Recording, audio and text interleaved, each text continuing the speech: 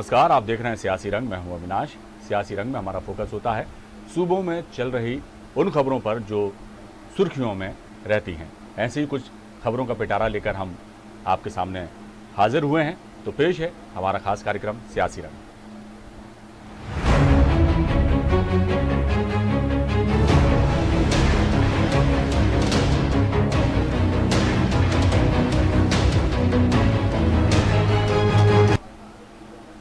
सियासी रंग में सबसे पहले हम बात करेंगे मध्य प्रदेश की, जहां कोरोना संकट काल में 3 नवंबर को उपचुनाव होना है। ऐसे में बीजेपी कांग्रेस के दिग्गज नेता धुआंधार तौर पर सभाएं कर रहे हैं। चुनावी सभाओं में कोविड-19 के नियमों के पालन करने को लेकर सख्त हुए न्यायालय पर केंद्रीय मंत्री नरेंद्र सिंह तोमर ने कहा कि भारतीय जनता पार्टी चुनाव आयोग और न्यायालय पर भरोसा करने वाला दल है। चुनाव आयोग ने कोरोना संक्रमण को लेकर नियमों का पालन करने का जो निर्देश दिया है उसका सबको पालन करना चाहिए। उपचुनाव के दौरान विवादित बयान को लेकर केंद्रीय मंत्री ने कहा कि स्तर नहीं गिरा है, कांग्रेस स्तर गिराने की असफल कोशिश कर रही है। कांग्रेस के पास कहने के लिए कोई उपलब्धि नहीं है, इसलिए लोगों को गुमराह किया जा रहा है। खाली घर शैतान का होता है। इसके साथ ही कमलनाथ के विवादित बयान पर उन्होंने कहा कि राहुल गांधी ने दिल से माफी मांगने के लिए नहीं कहा है। राहुल गांधी दो तरह की बातें कहते हैं। ज्योतिरादित्य सिंधिया को लेकर केंद्रीय मंत्री नरेंद्र सिंह तोमर ने कहा कि व्यक्ति निर्माण की प्रक्रिया की गति धीमी होती है। सिंधिया जी आए हैं, उनका पार्टी में स्वागत है। भाजपा विचारधारित दल है, मुझे पूरी आशा है वो भाजपा में समरस होंगे। व्यक्ति निर्माण की प्रक्रिया की गति हमेशा धीमी होती है। सिंधिया जी आए हैं, भारतीय जनता पार्टी में उनका स्वागत है। भारतीय जनता पार्टी विचार आधारित, कार्यकर्ता आधारित राजनीतिक दल है। वो परंपराओं से, प्रक्रियाओं से, पद्धति से परिचित हो रहे हैं और मुझे पूरी आशा है कि वो भारतीय जनता पार्टी में समरस होंगे और भाजपा की ताकत बनेंगे। इस खबर पर हमारे संवाददाता सनी मालवीय हम ऑनलाइन पर मौजूद हैं। सनी, आज कई बातें कही नरेंद्र सिंह तोमर ने। ज्योतिरादित्य सिंधिया पर भी उन्होंने कहा कि वो भारतीय जनता पार्टी में समरस होंगे और ताकत बनेंगे पार्टी की। कमलनाथ जी पर और कांग्रेस पर निशाना भी उन्होंने साधा। साथ ही कोविड-19 को लेकर जो हाईकोर्ट ने निर्देश दिए हैं उनका पालन करने की भी उन्होंने बात कही है। क्या कहेंगे? जी अविनाश जी, कोरोना संकट काल में 3 नवंबर को मध्य प्रदेश में उपचुनाव हो रहे हैं। ऐसे में बीजेपी कांग्रेस के दिग्गज नेता धुआंधार तौर पर सभाएं कर रहे हैं। चाहे पूर्व मुख्यमंत्री कमलनाथ की बात किया जाए या मुख्यमंत्री शिवराज सिंह चौहान की बात किया जाए, ज्योतिरादित्य सिंधिया ग्वालियर चंबल में अच्छी सभाएं कर रहा है और ग्वालियर चंबल इलाके में ज्योतिरादित्य सिंधिया का अच्छा प्रभाव माना जाता है। और ऐसे में ज्योतिरादित्य सिंधिया धुआंधार तरीके से प्रचार कर रहा है। और वहीं एक निजी चैनल के माध्यम से इंटरव्यू में नरेंद्र सिंह तोमर का एक बयान सामने आया था। उन्होंने कहा था कि बीजेपी में एडजस्ट होने में सिंधिया को देर लगी। उसी बयान को लेकर नरेंद्र सिंह तोमर ने आज मीडिया से बातचीत करते हुए उन्होंने कहा है कि व्यक्ति निर्माण की प्रक्रिया की गति धीमी होती है। सिंधिया जी आए तो उनका पार्टी में स्वागत है। बीजेपी विचारधारित दल है और मुझे पूरी आशा है कि भाजपा में समरस होंगे।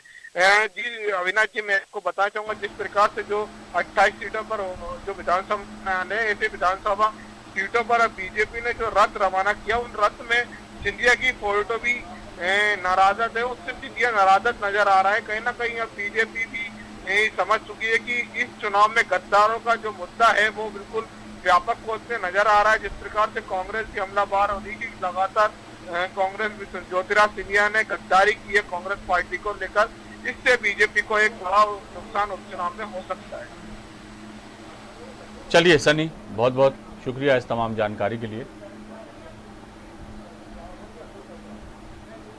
अगली खबर का रुख करते हैं। माधानता विधानसभा क्षेत्र के पाटा खाली गांव में कृषि मंत्री कमल पटेल ने बीजेपी प्रत्याशी नारायण पटेल के समर्थन में जनसभा को संबोधित किया। इस दौरान कृषि मंत्री ने कांग्रेस पर निशाना साधा और कहा कि कांग्रेस ने 10 दिन में किसानों का कर्ज माफ करने का वादा किया था, लेकिन नहीं किया गया। कमलनाथ सरकार ने 15 महीनों में किसानों, गरीबों और महिलाओं के साथ छल किया है।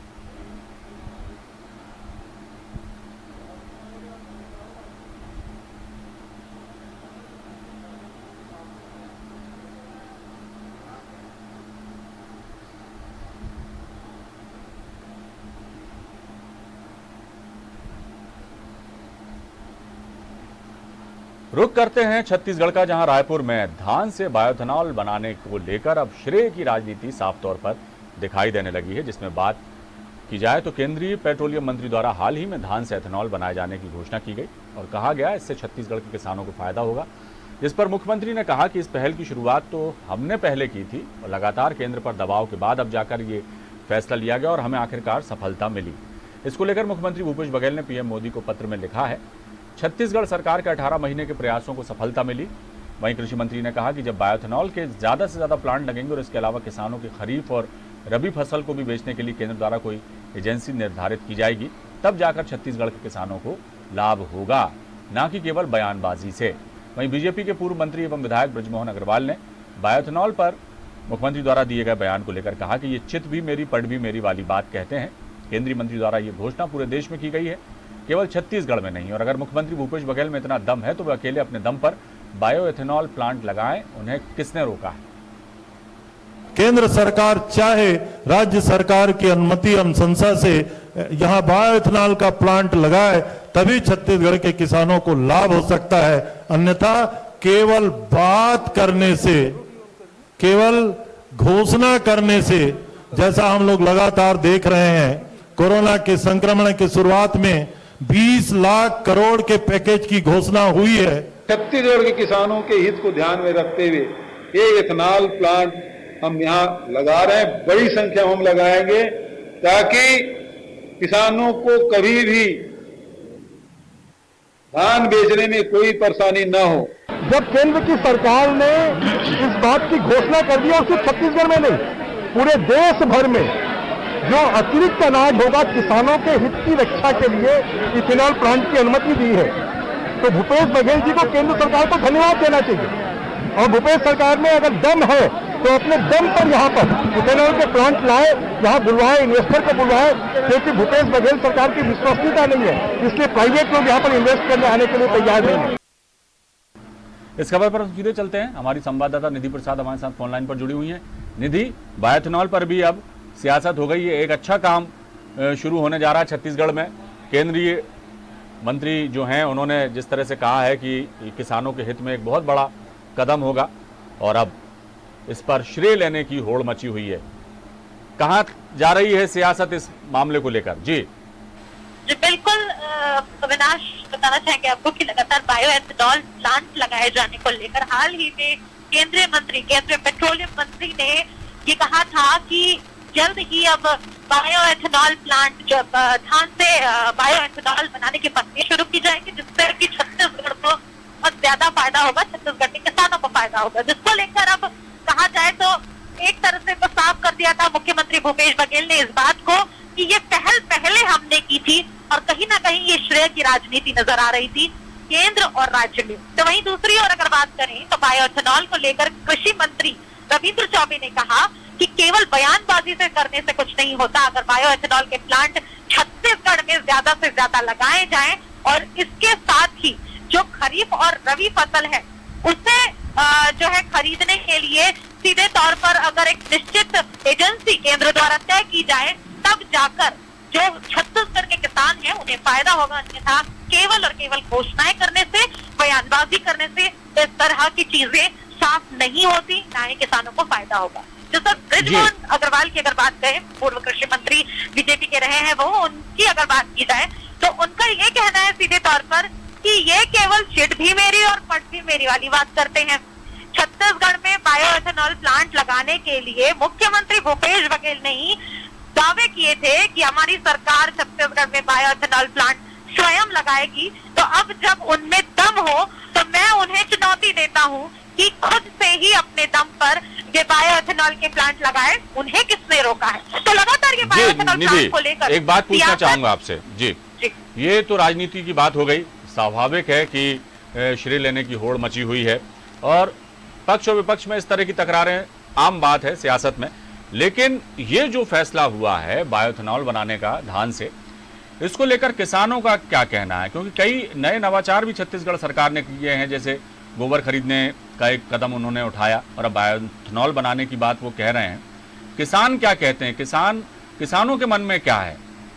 जी बिल्कुल अविनाश, किसानों की अगर प्रतिक्रिया कही जाए तो जिस तरह से को लेकर के उनकी प्रतिक्रिया सामने आई थी, लेकिन अब तक बायोएथेनॉल को लेकर किसानों की प्रतिक्रिया सामने नहीं आई है। लगातार एफसीआई कंपनी, एजेंसी डायरेक्ट किसानों से खरीदी करना या कंपनी से खरीदी करना, इन सारी चीजों को लेकर आपस में ही केंद्र केंद्र और राज्य के बीच तोल मोल बातें घूम रही हैं। बीजेपी और कांग्रेस की जो सियासत है उसमें लगातार चल रही है, लेकिन अगर फिलहाल किसानों की बात की जाए तो किसानों की ओर से अभी फिलहाल कोई प्रतिक्रिया सामने आई है जिसमें ये स्पष्ट हो सके कि आखिरकार जो किसान है जिनके धान से ये एथेनॉल बनाने की पूरी प्रक्रिया चल रही है उनका इस पर क्या जवाब है। फिलहाल उनका जो प्रतिक्रिया है, उनकी जो प्रतिक्रिया है वो अभी आना बाकी है। लेकिन अगर बात की जाए तो बायो एथेनॉल को लेकर के जिस तरह से राज्य सरकार की बात करें तो उनका सीधे कहना है कि धान को किसानों से खरीदा जाए, लेकिन केंद्र कहती है कि हम जो FCI जो एजेंसी बनाएंगे उसमें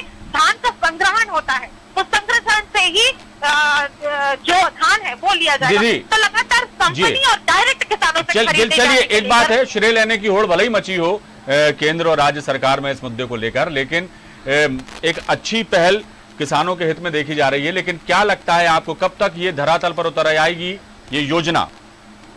जी बिल्कुल, अगर बात की जाए तो कृषि मंत्री रविंद्र चौबे ने हाल ही में बताया है कि इसका MOU भी हो गया है और छत्तीसगढ़ में कवर्धा पे कई सारे ऐसे जगह देख रखे हैं और उसके लिए काम काफी आगे तक जा चुका है और 4 MOU भी इसके लिए हो गए हैं। जल्द से जल्द छत्तीसगढ़ में बायो एथेनॉल जो प्लांट है वो लगाया जाए।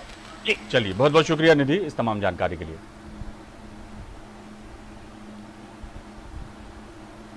जिक्र करते हैं मरवाही का, जहां प्रदेश के नेता मरवाही की जनता को अपनी पार्टी के पक्ष में मतदान करवाने और रिझाने के लिए पहुंच चुके हैं। यहां बड़े बड़े नेताओं के बोल बिगड़ते नजर आ रहे हैं। शराब को लेकर नेता एक दूसरे के खिलाफ जुबानी जंग जो है तेज किए हुए हैं। भारतीय जनता पार्टी के वरिष्ठ नेता और छत्तीसगढ़ में नेता प्रतिपक्ष धर्मलाल कौशिक ने भदौरा गांव में चुनावी सभा के दौरान संबोधित करते हुए लोगों को कहा कि प्रदेश सरकार पर जो है उन्होंने मुद्दों पर ठगने का आरोप भी लगाया। साथ ही कहा कि अब सरकार शराब पीने वाले भाइयों को भी ठग रही है, जिनको ओवर रेट में और पानी मिलाकर शराब बेच रही है। लोग बताते हैं डबल शराब पीने में भी उनको मजा नहीं आ रहा। आबकारी मंत्री कवासी लखमा ने पूर्व आबकारी मंत्री अमर अग्रवाल को निशाने पर लिया और कहा कि अमर अग्रवाल को अभी शराब ब्रांड में बिल्ली कुत्ता दिखाई दे रहा है। हमारे राज्य में जो 2 साल में शराब बन रही है केवल वही शराब बेच रहे हैं। राजस्व मंत्री जय सिंह अग्रवाल ने भी अमर अग्रवाल पर निशाना साधा। शराब कौन बेच रहा है इसकी जानकारी उनको है, कौन कौन सी ब्रांड की शराब बेच रहे हैं मुझे नहीं मालूम। तो शराब पर सियासत हो रही है मरवाही उपचुनाव में। जी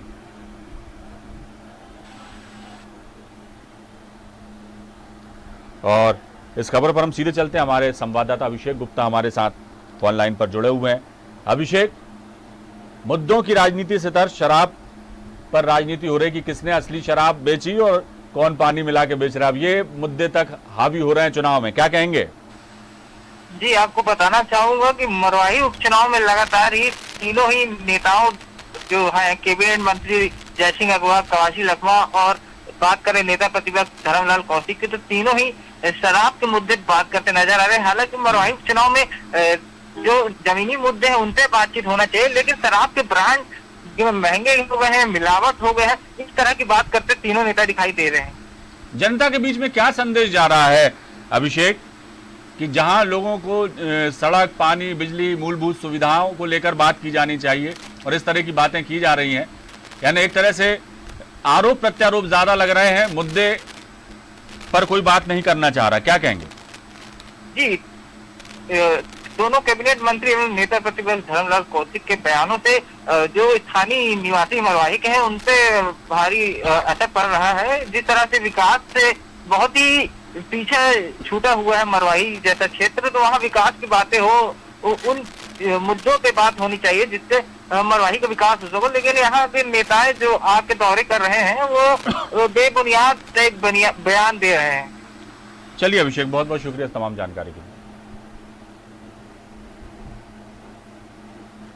रुख करेंगे उत्तर प्रदेश का, जहां देवरिया जिले में उपचुनाव के दौरान आज एक अजीब गरीब वाकया देखने को मिला। यहां भारतीय जनता पार्टी के बागी प्रत्याशी एक कार्यक्रम में फूट फूट कर रोने लगे। दरअसल निर्दलीय प्रत्याशी अजय कुमार सिंह विधायक स्वर्गीय जन्मेजय सिंह के बेटे हैं। उपचुनाव में सभी कयास लगा रहे थे कि बीजेपी स्वर्गीय विधायक के पुत्र को ही टिकट देगी, लेकिन ऐन वक्त पे टिकट काट दिया गया, जिसके बाद विधायक के पुत्र बागी होकर निर्दलीय चुनाव लड़ने लगे। आज प्रचार के दौरान सुहेल देव पार्टी समेत कई छोटी छोटी पार्टियों ने जब अपना समर्थन अजय प्रताप सिंह को देने की बात कही तो वो उनका जो है आंसू निकल आए उनकी आंखों से, जिसकी तस्वीर कैमरे में भी कैद हो गई। निर्दलीय प्रत्याशी ने आरोप लगाया कि बीजेपी को किसी एक जाति से लगाव है, लेकिन उन्हें सभी जातियों का समर्थन मिल रहा है। इस बारे में मेरा जो आंसू होता है वो मेरे लिए सब कुछ है। अब मैं क्या कहूँ, मैं भारतीय जनता पार्टी में, मेरे बाप पिताजी 2 बार एमएलए आज थे, 1 बार लड़े, 3 चुनाव लड़े थे। उसके बाद उनके मरने पे उनका ही कार्यकाल मुझे देने में तकलीफ था। उसको एक जात से प्रेम है, विशेष प्रेम है, तो उसी जात से प्रेम करें और वहीं रहे। उन्हीं को नहीं, हमारे इस प्रदेश में जो पार्टियां काम कर रही हैं सबको प्रेम उनसे है। इस खबर पर हम चलेंगे, हमारे संवाददाता प्रदीप श्रीवास्तव हमारे साथ जुड़ेंगे अभी। लेकिन उत्तर प्रदेश में भी जो उपचुनाव हो रहे हैं वहाँ पर इस तरह की चीज़ें सामने आ रही हैं। जन्मेजय सिंह के पुत्र हैं और निर्दलीय अब चुनाव लड़ रहे हैं क्योंकि बीजेपी से उन्हें टिकट नहीं मिला। उनकी पार्टी को, उनके समर्थकों को उम्मीद थी कि उन्हें टिकट दिया जाएगा और जब तमाम छोटे छोटे दलों ने उनको समर्थन दिया तो उनकी आंखों से आंसू छलक पड़े। इस खबर पर हम सीधे चलेंगे, प्रदीप श्रीवास्तव हमारे संवाददाता हैं देवरिया के, वो फोन लाइन पर जुड़े हुए हैं। प्रदीप, दर्द छलक गया या ये खुशी के आंसू थे? जी जैसा कि आपको बता दें कि जिस तरीके से ये पूरा इस समय ये उपचुनाव चल रहा है, ये देवरिया सदर का उपचुनाव विधायक जन्मेजय सिंह, स्वर्गीय जन्मेजय सिंह के ऊपर ये चल रहा है। ये कयास लगाया जा रहा था कि अजय प्रताप सिंह पिंटू को ये टिकट मिलना चाहिए था भाजपा से, लेकिन ऐन वक्त पे जिस तरीके से इनका टिकट काट दिया गया और ये साबित किया गया कि आप टिकट के लायक नहीं है और ये टिकट दूसरे को दे दिया गया, तो शायद आज ये कहा जा सकता है कि ये दर्द छलक के अजय प्रताप सिंह का निकल आया कि जहाँ इसके पहले इनके पिताजी स्वर्गीय जन्मेजय सिंह 2 बार से भाजपा से विधायक रह चुके हैं और इस बार इनको टिकट नहीं मिलता है, तो ये कहीं ना कहीं कहा जा सकता है कि ये भाजपा जाति विरोधी काम की है। जी प्रदीप, एक बात बताइए, ये अब तो बागी होकर जो है निर्दलीय के रूप में प्रचार लड़ रहे हैं, माफ कीजिएगा, चुनाव लड़ रहे हैं। क्या कुछ मुद्दे हैं क्षेत्र की जनता के जो वो लेकर चुनाव मैदान में है? क्या कुछ बातें लेकर वो जनता के बीच में जा रहे हैं और जनता जो है वहाँ की, उसका रुख क्या दिखाई दे रहा है? जी, जैसा कि आपको बता दें कि इनके पिताजी स्वर्गीय जन्मेजय सिंह भाजपा से 2 बार विधायक रह चुके हैं और यहाँ पे जनता भी एक उनकी अच्छी पैठ बनी हुई थी और जनता भी ये मान चुकी थी कि अगर उनकी मौत के बाद अगर टिकट किसी को मिलता है तो उनके लड़के को मिलेगा और ये चुनाव ये निकाल लेंगे। लेकिन जब एन वक्त पे जब टिकट कटा तो शायद जनता के अंदर भी थोड़ा सा रोष उत्पन्न हो गया है और कहीं ना कहीं ये लग रहा है कि अगर इन्होंने अपना बागीपन दिखाया है अजय प्रताप सिंह ने, तो कहीं ना कहीं ये सही है। तो क्या लगता है प्रदीप जी, अभी भी प्रदीप जी क्या लगता है अजय कुमार सिंह जो हैं उनको उनके प्रति सहानुभूति की लहर चलेगी या कितना ये टक्कर दे पाएंगे भारतीय जनता पार्टी के प्रत्याशी को? जी बिल्कुल, ये कहना गलत नहीं होगा, कांटे की टक्कर होने वाली है उपचुनाव में। अजय प्रताप सिंह और पिंटू की जहां तक अगर हम बात करें तो इनकी एक अच्छी पकड़ है और इनके जहां इनके पिताजी की स्थिति ऐसी थी जहां ये लोग कयास लगा रहे थे कि जैसे ये अगर उपचुनाव में खड़े होते हैं तो इनको जीत के फिर से एक बार विधानसभा में इनको भेजना है। लेकिन जिस तरीके से भाजपा ने जिस तरीके से इनका टिकट काट के इनको दरकिनार किया, तो ये कहना कहीं ना कहीं गलत होगा कि इनके साथ भाजपा ने सौतेला व्यवहार किया है। यानी कुल मिला के देखा जाए तो प्रदीप कि जो अजय कुमार सिंह हैं, इनके निर्दलीय तौर पर चुनाव लड़ने से जो चुनाव है वो गर्मा गया है, सियासत गर्मा गई है इस क्षेत्र की और जो भी मुकाबला होगा वो देखना दिलचस्प होगा। बहुत बहुत शुक्रिया प्रदीप इस तमाम जानकारी के लिए।